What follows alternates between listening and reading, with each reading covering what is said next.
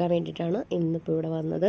അപ്പോൾ നമ്മൾ കൂട്ടത്തിൽ ഞാനും വന്നു. അപ്പോൾ പൊതുവിൽ ഒരു സുഖമില്ലായ്മ ആയതുകൊണ്ട് തന്നെയാണ് ഞാൻ വരാൻ പറ്റാണ്ടൊക്കെ ഇരുന്നു പോയത്. ഇതുവരെ വന്നില്ല. അപ്പം ആദ്യത്തെ വരവാണ്. അപ്പം നമ്മൾ ഇത്രയും കാര്യങ്ങൾ കുഴിച്ചിട്ട് അതിൻ്റെ മുകളിൽ ഇത്രയും ചാക്കൊക്കെ നിറച്ച് വെച്ചിട്ടുണ്ടായിരുന്നു.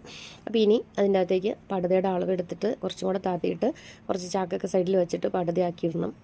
അപ്പോൾ ഞാൻ എൻ്റെ ഒരു കൗതുകത്തിൽ ഒരു പൊത്തിൻ്റെ അകത്ത് ഒരു ചെറിയ കിളിക്കൂടി ഇരുന്ന് അതിൻ്റെ അകത്ത് കിളിയൊന്നും ഇല്ലായിരുന്നു കേട്ടോ. അപ്പം അതിൻ്റെ അകത്ത് ക്യാമറയൊക്കെ വെച്ച് നോക്കി, കിളിയൊന്നുമില്ലായിരുന്നു. അവിടെ നിന്നിരുന്ന ഒരു ഇതാണ്, തൊട്ടടുത്താണ്. പക്ഷേ ഒരു കഷ്ടം പറയട്ടെ, ഇവർ ഇത്രയും കഷ്ടപ്പെട്ട് ഇത്രയും ആക്കി നന്നായിട്ട് ചിമ്പൊക്കെ അടിച്ച് വന്നതായിരുന്നു. കോരങ്ങൾ കാടിനോട് ചേർന്ന് അപ്പുറത്തെ സൈഡിലൊന്നും തെളിച്ചിട്ടില്ല. അപ്പോൾ അതുകൊണ്ട് കാടിനോട് ഇത്രയും കോലങ്ങളും അതുപോലെ തന്നെ ചാളയുടെ മീനും ഒക്കെ കൊണ്ടുവന്ന് ആ ചേട്ടൻ താഴെ അവരുടെ വീട് തൊട്ട് താഴെയുണ്ട്. അപ്പോൾ അവർ മീൻ മേടിക്കുന്നതും ഇറച്ചി മേടിക്കുന്നതിൻ്റെ ഒക്കെ വേസ്റ്റൊക്കെ കൊണ്ട് കെട്ടി തൂക്കിയൊക്കെ ഇട്ടിട്ടുണ്ട്. പക്ഷേ അതുകൊണ്ട് വലിയ കാര്യമൊന്നും ഉണ്ടായില്ല. അവരതിൻ്റെ മണമൊന്നും അടിച്ചിട്ട് വരില്ല എന്നൊക്കെ പറയുന്നുണ്ടെങ്കിലും അതുകൊണ്ടൊന്നും വലിയ കാര്യമില്ല. അത് എത്ര ചിമ്പാണെന്നറിയാമോ കളഞ്ഞ 10-20 ചിമ്പിനടുത്ത് നന്നായിട്ട് പിടിച്ചു കയറി വന്ന ചിമ്പ് പിച്ചി ചീന്തി അവർ അതിൻ്റെ അകത്തൊരു വെളുത്ത സാധനമുണ്ട്, വെളുത്ത ഒരു നൈസായിട്ടുള്ള സാധനം. അപ്പോൾ അവന്മാരത് പിന്നെ വേണ്ടിയിട്ടാണ് വരുന്നത്. നമ്മൾ കഷ്ടപ്പെടുക, ഒരു വശത്തുകൂടെ കഷ്ടപ്പെടുക, അവന്മാർ ഒരു വശത്തുകൂടെ ഇങ്ങനെ നശിപ്പിച്ചുകൊണ്ടേയിരിക്കും. ഇനി അത് ചിമ്പ് പിടിച്ചു വരണമെങ്കിൽ വലിയ കഷ്ടമാണ്.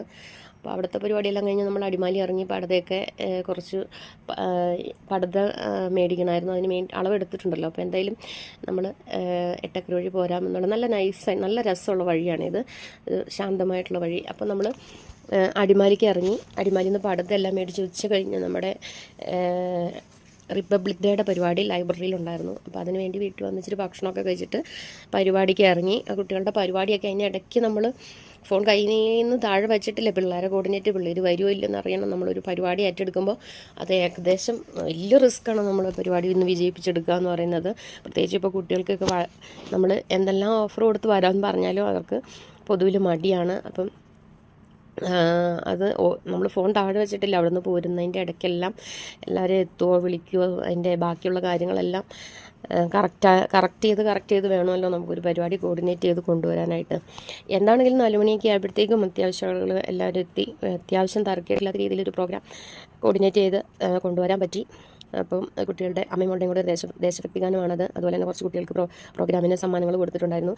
വായനാ മത്സരത്തിന് പങ്കെടുത്ത ആളുകൾക്ക് പ്രോത്സാഹന സമ്മാനം കൊടുത്തു. അതുപോലെ തന്നെ എനിക്ക് വായനാ മത്സരത്തിൽ താലൂക്ക് തലത്തിൽ നിന്നും ഡിസ്ട്രിക്ട് തലത്തിലേക്ക് പോയി പങ്കെടുക്കാനായിട്ട് കഴിഞ്ഞു. അപ്പോൾ അതിനൊരു ചെറിയ പ്രോത്സാഹനം എൻ്റെ സ്വന്തം ലൈബ്രറിയിൽ നിന്ന് എനിക്ക് കിട്ടി.